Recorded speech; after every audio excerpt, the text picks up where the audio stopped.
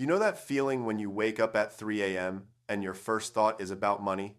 When you check your bank account and immediately feel your chest tighten? When every bill that arrives in the mail feels like a personal attack? There's a specific moment when all of that changes. When debt stops feeling like you're drowning and starts feeling like something you can actually handle. When you stop making decisions out of fear and start making decisions from a place of control. Most financial experts will tell you that you need to be completely debt-free to feel relief. But here's what they're missing.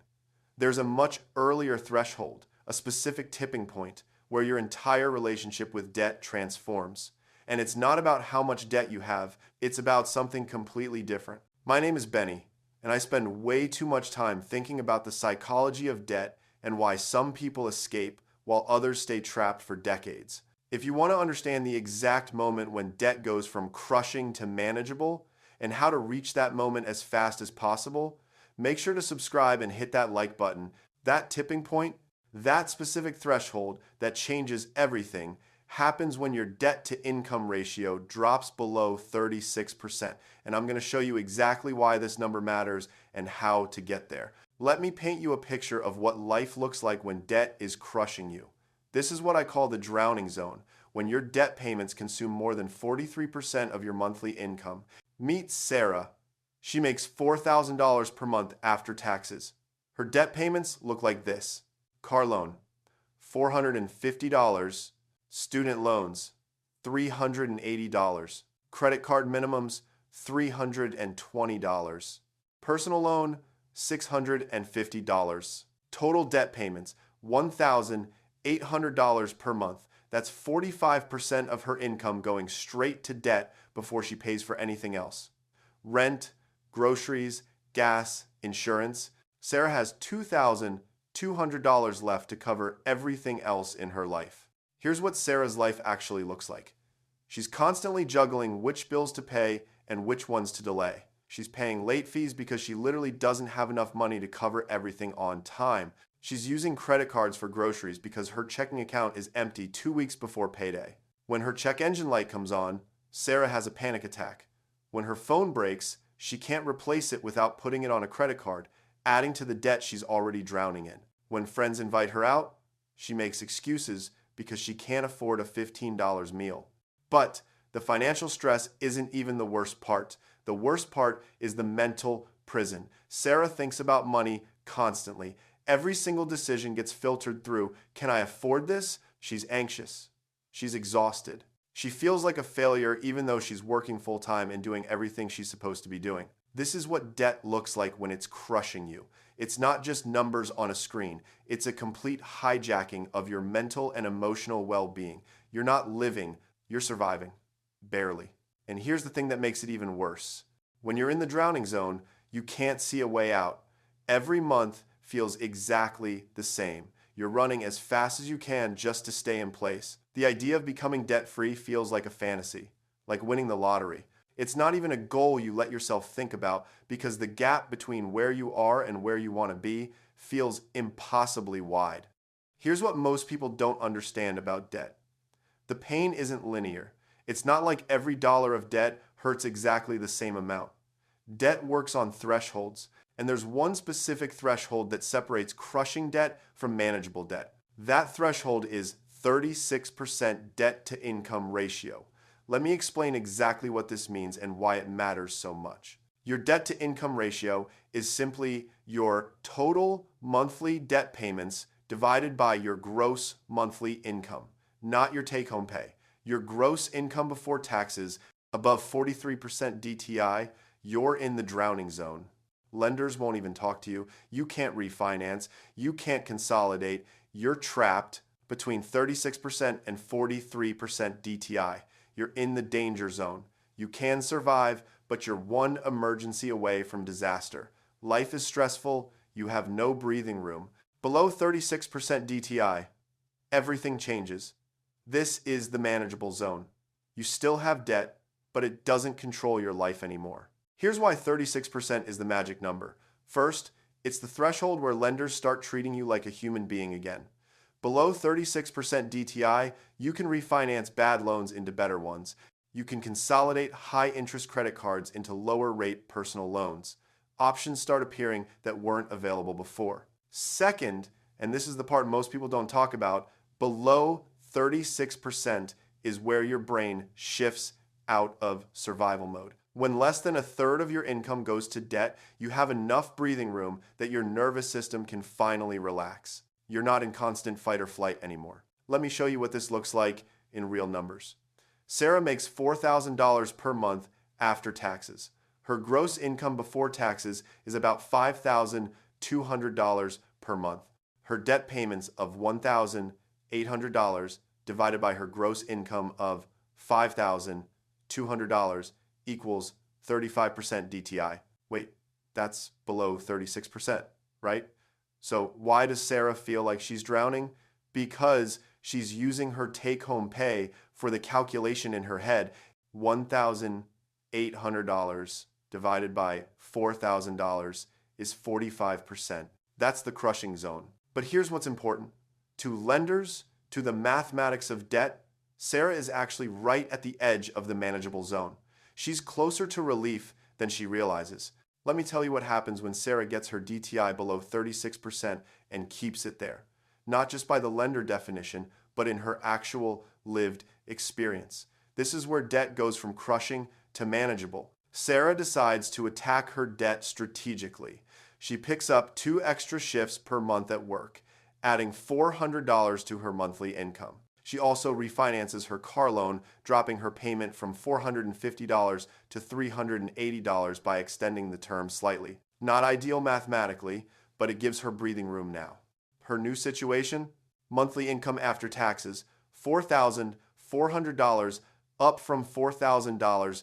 Monthly debt payments, $1,650, down from $1,800. As a percentage of take-home, 37.5%, down from 45%. That's a drop of 7.5 percentage points. Sarah now has $2,750 left after debt payments instead of $2,200. That's $550 more breathing room every single month. Here's what changes in Sarah's actual life. She's no longer juggling which bills to pay. Everything gets paid on time. No more late fees. No more anxiety about which payment to skip. She builds a small emergency fund of $1,000 over 3 months. When her check engine light comes on, she's annoyed but not panicked. She pays for the repair from her emergency fund and then rebuilds it over the next 2 months. When friends invite her out, she can say yes sometimes. Not every time, but sometimes. She's no longer completely isolated by her financial situation. Most importantly, Sarah stops waking up at 3 a.m. thinking about money. The debt is still there. She's still paying it off, but it doesn't feel like it's strangling her anymore. She can breathe. This is the exact moment when debt goes from crushing to manageable. It's not when the debt is gone, it's when you cross that threshold where you have enough margin that your brain can shift out of survival mode. Let me tell you about Marcus. Marcus had $67,000 in debt with a DTI of 52%. He was drowning. He couldn't see any path forward. He was seriously considering bankruptcy. Marcus worked with a credit counselor who helped him consolidate his credit cards and negotiate lower interest rates with his lenders. He also took on a weekend side hustle, delivering food, adding $800 per month to his income. Over 6 months, Marcus got his DTI down to 34%. He still had $64,000 in debt. He'd only paid off $3,000, but his life felt completely different. Marcus told me, "I still have a mountain of debt, but for the first time in 3 years, I don't feel like I'm drowning. I have a plan. I can see a path forward. I'm not terrified every day anymore." That psychological shift is worth more than any dollar amount. Because once you're out of survival mode, you can actually think strategically about escaping debt completely. When you're drowning, you can't even think that far ahead. Now you might be thinking, "Nick, this sounds great, but I'm at 55% DTI. How do I get to 36%? That feels impossible." Here's the truth.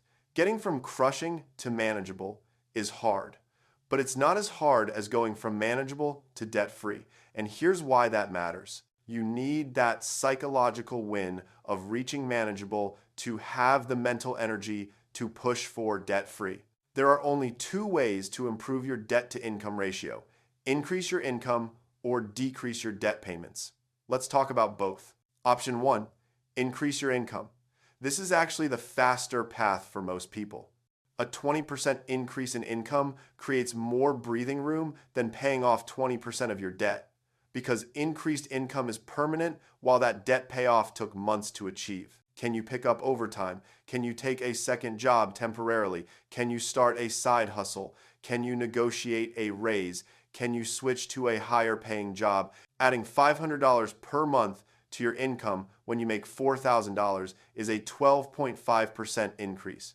If your DTI was 45%, it drops to 40% immediately. You didn't pay off any debt. You just increased the denominator in the equation. Option 2, decrease your debt payments. This is about playing smarter, not just harder. Can you refinance high-interest loans? Can you consolidate credit cards into a lower-rate personal loan? Can you negotiate with creditors for lower interest rates or extended terms? I'm not talking about extending terms to pay less per month on the same debt at the same rate. That just prolongs your pain. I'm talking about actually getting better terms that give you breathing room without significantly increasing your total interest paid. Here's a real example. Jake had 3 credit cards with a total balance of $15,000 at an average interest rate of 22%. His minimum payments were $450 per month. He got a debt consolidation loan at 11% interest with a payment of $380 per month. Same $15,000 in debt, but now his payment is $70 lower per month and he's paying half the interest. In 3 years, he'll have paid off about $6,000 of principal with the consolidation loan versus only $4,000 if he'd stuck with the credit cards. Plus, he gets $70 in breathing room every single month. The goal in this phase isn't to pay off debt as fast as possible. The goal is to get to that 36% threshold where you can breathe. Once you're there, once your brain shifts out of survival mode, then you can get aggressive about elimination. Here's what you do. Once you get below 36% DTI, you don't just stay there and relax. You use that breathing room strategically to build toward debt freedom. Step 1, build a $1,000 emergency fund as fast as possible. This prevents new debt when unexpected expenses happen. It protects the progress you've made. Step 2, attack your smallest debt using the snowball method. Now that you're not drowning, you can actually make progress beyond minimums. Get that first elimination win. Step 3, as you eliminate debts, keep your lifestyle exactly where it is. Don't inflate your spending as your debt payments drop. Roll those freed up payments into attacking the next debt. Step 4, once you're debt free, redirect those former debt payments into savings and investments. The same discipline that freed you from debt can make you wealthy. Remember, getting from 55% DTI to 36% might take you 6 to 12 months of intense effort, but that's the hardest part. Once you're below 36%, the acceleration begins. Debts start falling faster. Options start appearing. Hope replaces fear. Now, here's where I need to give you a reality check. The biggest mistake people make is getting to 36% DTI and then relaxing. They think, okay, I can breathe now, time to treat myself. Don't do this. The 36% threshold isn't the finish line. It's base camp. It's where you stop drowning and start climbing. But you're still on the mountain. Use that breathing room to attack debt with everything you have. Because here's what happens if you just stay at 36% forever. You're still paying interest. You're still limited in your options. You're still one major emergency away from sliding back into the drowning zone. The goal is to get to 36%, stabilize, build your emergency fund, and then push hard toward complete debt freedom. That's when you're truly free. That's when you can make decisions based on what you want instead of what you can afford. Look, I know debt feels overwhelming right now. I know you feel stuck. But there's a specific, measurable threshold where everything changes. It's not some vague someday. It's 36% debt to income ratio. Calculate where you are right now. Make a plan to get to 36%. Maybe it takes you 8 months. Maybe it takes you 18 months. But it's a real, achievable goal that will fundamentally change how you experience life. The difference between crushing and manageable isn't about being debt-free. It's about getting to that threshold where you can finally breathe. Start moving toward it today. Your future self is counting on you.